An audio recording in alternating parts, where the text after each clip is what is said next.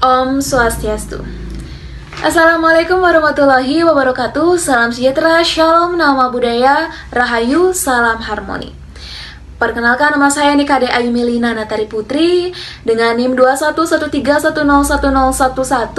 dari kelompok Cardano Prodi S1 Matematika. Saya selaku pembicara pertama dari kelompok Pro akan mengutarakan pendapat atau argumen saya dalam mosi yang disampaikan pada pagi hari ini, yaitu pemberlakuan PPKM darurat khususnya Pulau Bali dan Pulau Jawa. Perlu kita ketahui bersama bahwa di Indonesia sedang mengalami keterpurukan dari adanya kasus COVID-19. Lonjakan kasus COVID-19 yang semakin lama kian meningkat membuat pemerintah Indonesia mengambil langkah yang sangat tegas, yaitu memberlakukan PPKM darurat khususnya Pulau Jawa dan Pulau Bali.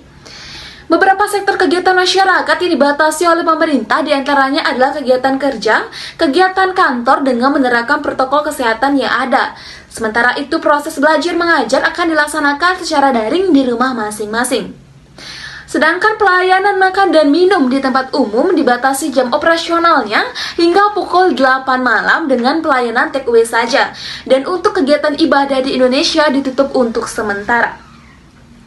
Dari catatannya, setelah sampai mengalami kelonjakan kasus hingga 14.000 kasus per harinya, kini kota Jakarta mengalami penurunan angka COVID-19 hingga 1.600 kasus per harinya.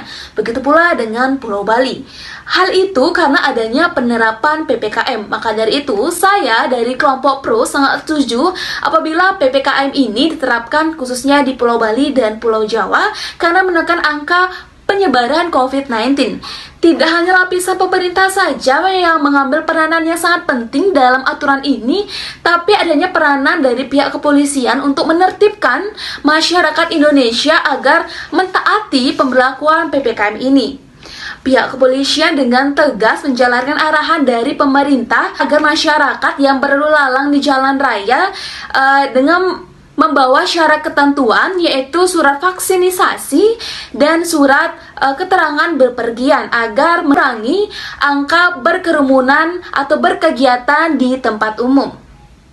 Dewan juri yang saya hormati, jika pihak kontra tidak setuju dengan solusi atau upaya pemerintah dalam menerapkan PPKM darurat khususnya Pulau Bali dan Pulau Jawa, lalu apakah saudara memiliki upaya atau langkah yang tepat untuk mengurangi angka penyebaran COVID-19 di Indonesia? Baik, sekian argumen yang dapat saya sampaikan. Apabila ada perkataan yang salah, saya minta maaf dan saya ucapkan terima kasih. Sebelumnya perkenalkan, nama saya Habib Rizik dengan NIM 2113101103 dari Prodi S1 Pendidikan Matematika kelompok Cardano mengenai PPKM Jawa Bali. Apakah hal tersebut benar-benar sudah terbukti atau efektif dalam mencegah COVID-19? Nyatanya walau sudah diberlakukan, tapi masih saja COVID-19 mengalami peningkatan, bukannya penurunan. Terbukti pertanggal 15 Agustus 2021 telah terkonfirmasi sebanyak 1.071 orang atau 898 orang melalui transmisi lokal, 169 PPDN dan 4 orang PPLN. Sembuh sebanyak 2.046 orang dan 43 pasien telah dinyatakan meninggal dunia. Dengan pemberlakuan PPKM Jawa Bali, masyarakat bukannya akan menaati aturan tersebut, tapi justru sebaliknya, masyarakat akan mengekang dan melanggar aturan-aturan yang telah diberikan oleh pemerintah. Karena apa? Hal-hal yang harus dikerjakan harus dibatasi sehingga perekonomian pun merosot seiring COVID-19. Kegiatan keagamaan ditutup. Lalu bagaimana kita akan benar-benar fokus dalam menghadap Tuhan yang kuasa? Sekolah yang harusnya bertatap muka harus dilakukan di rumah. Inilah yang menyebabkan generasi bangsa bodoh karena bukannya belajar dia malah bermain game dan bersosial media, dan inilah yang menyebabkan generasi bangsa anti akan kegiatan sosial. Dari hal-hal tersebut terbukti bahwa PPKM tidaklah sangat efektif dalam mencegah penularan COVID-19. Om Swastiastu. Perkenalkan, nama saya Igusti Ayu Ucari Wahyuni dengan NIM 2113011016 Prodi S1 Pendidikan Matematika dari kelompok Cardano. Jadi di sini, saya sebagai pembicara ketiga akan menyampaikan konklusi dari mosi kali ini. Seperti yang sudah disampaikan oleh pembicara pertama maupun pembicara kedua mengenai mosi, kebijakan pemberlakuan pembatasan kegiatan masyarakat atau PPKM darurat untuk daerah Jawa dan Bali. Dapat ditarik kesimpulan yaitu, pemberlakuan PPKM ini ternyata memiliki dampak positif dan juga dampak negatif. Adapun dampak positifnya seperti yang sudah disampaikan oleh pembicara pertama yaitu adanya penurunan kasus harian COVID-19 di Jakarta dan Bali.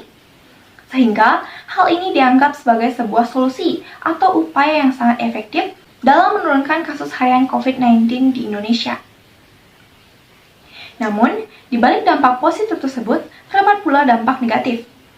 Seperti yang sudah disampaikan oleh pembicara kedua, diberlakukannya PPKM darurat ini ternyata menyerang masyarakat di bidang perekonomian, seperti pembatasan kegiatan masyarakat dalam mencari nafkah.